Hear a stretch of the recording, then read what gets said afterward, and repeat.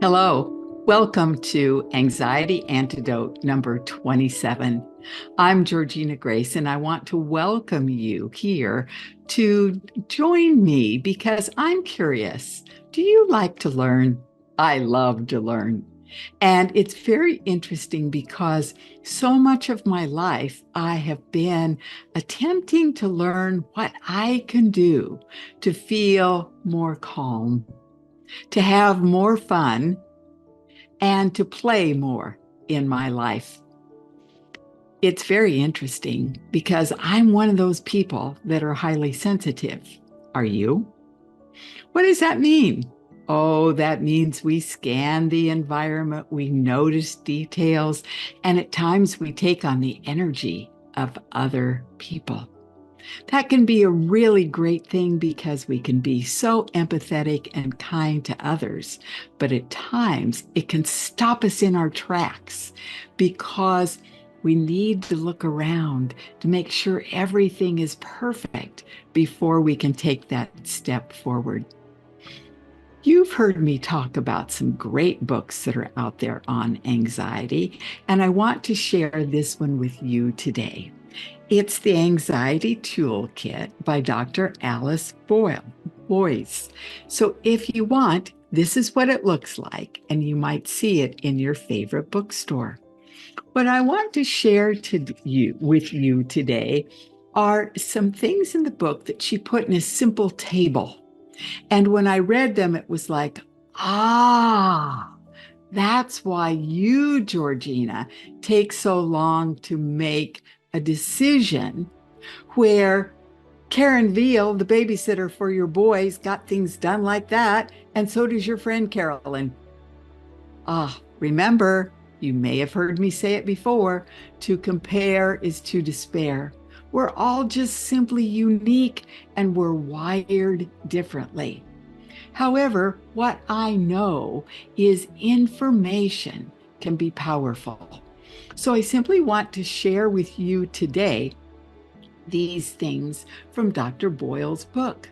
She talks about the fact that there are behaviors that those of us who prone to anxiousness slash anxiety may have. The urge to put off important but anxiety provoking tasks. You know, those things that you're like, oh, I can't get this right. I can't make this next video. Those kinds of things. The urge to keep seeking information rather than act.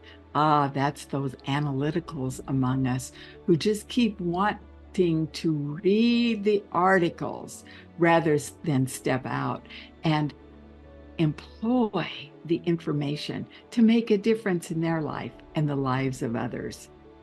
The urge to wait for a go signal from someone else before taking action. And that's what I love about the journey right now and what Integrated Wellbeing Institute is doing. It's teaching people to listen to their inner compass, their well-being within, and trust that so that life can be richer. I'm not saying you have to go out and do everything. However, when you stay in your little cocoon, you're missing a lot in this world. Then Dr. Boyle talks about the emotional component. Oh, we've addressed that many times over in many of the anxiety antidotes. You know what I'm talking about, feeling nervous, worried, or apprehensive. I talk to my clients and use the term worry, doubt, and fear because worry, doubt, and fear can keep us in lack and limitation. We can always be scared about taking that next step. So, in Dr. Boyle's words, the words again are feeling nervous, worried, or apprehensive. The third thing she talks about is the physical component. Oh, you know, the increased heart rate, that feeling in your stomach, being sick to your stomach. Oh, this makes me sick. I just can't do this anymore. And finally, the last one is the thought component, those ruminating thoughts that go around and around, often because of fear of failure, or in the case of the people with whom I work, those ruminating thoughts after someone had died. If only, oh, I wish I had. Those regretful thoughts that keep us stuck in that loop of longing and sadness.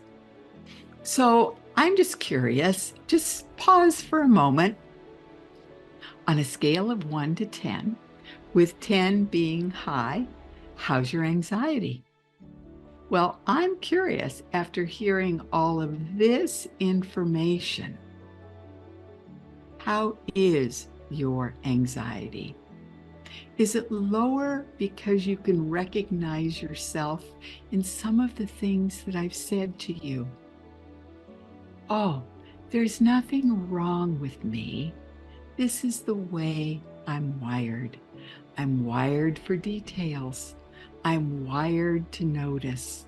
But could it be that I could just lean back, I could relax, maybe even consider playing just a little bit more and worrying a little bit less?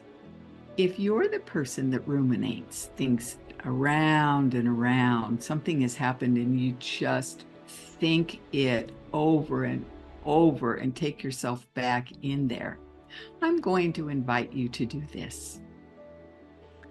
Allow yourself 5 minutes to ruminate.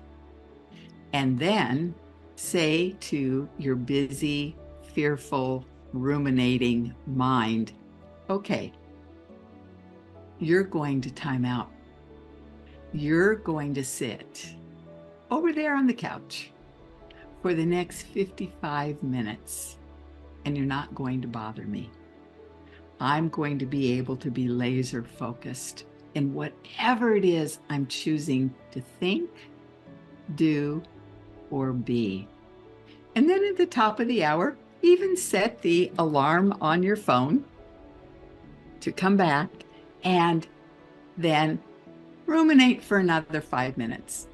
Maybe that space in your brain will bring you some new insights about this event that you're thinking about over and over.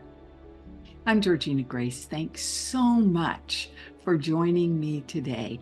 And like always, I invite you to put in the chat what works, what didn't work, what you learned. The insights you see in our community are valuable, because the truth is every single one of you has within you the wisdom within, the well-being within, to live a vibrant and radiant life.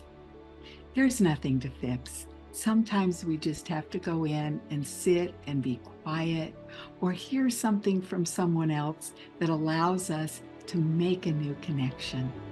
I'll see you next time. And until then, take deep care.